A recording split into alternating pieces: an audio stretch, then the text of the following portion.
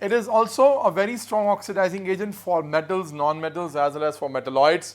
It can oxidize metals like silver, can react with it and it forms silver chloride.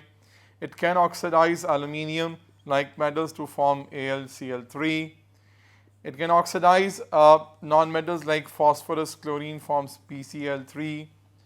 It can combine with metalloids like arsenic and can form AsCl3.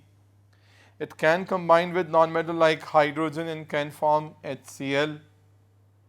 So it is a very strong oxidizing agent, and all these reactions are very good proof of this. Along with this, remember, it can oxidize H2S gas to HCl and can oxidize chloride sulfide to sulfur. So all its usual reactions. Now let us see its reaction with ammonia.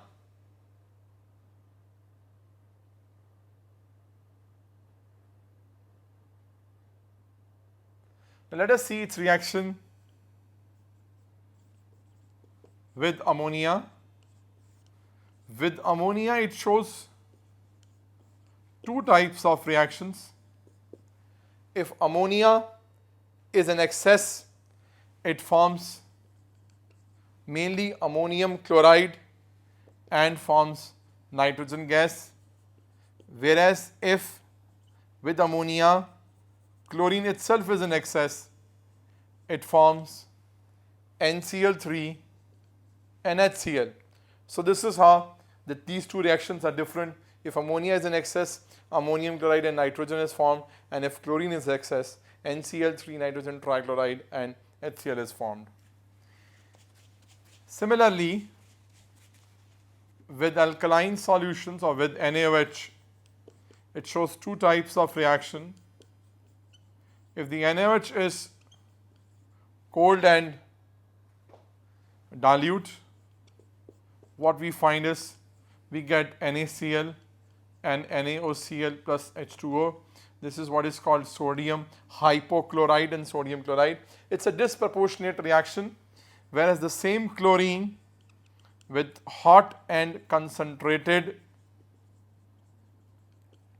NaOH forms NaCl3, NaCl, NaClO3 and H2O. So with hot and concentrated condition, this forms sodium chlorate and not sodium chloride, where in cold and dilute conditions it forms high sodium hypochlorite and sodium chloride. So this is how both of these are disproportionate reactions, but it's more aggressive, more stronger in case of a hot and concentrated NaOH. Simultaneously, due to this reaction, we can also prepare bleaching powder from chlorine, which is its reaction with calcium hydroxide.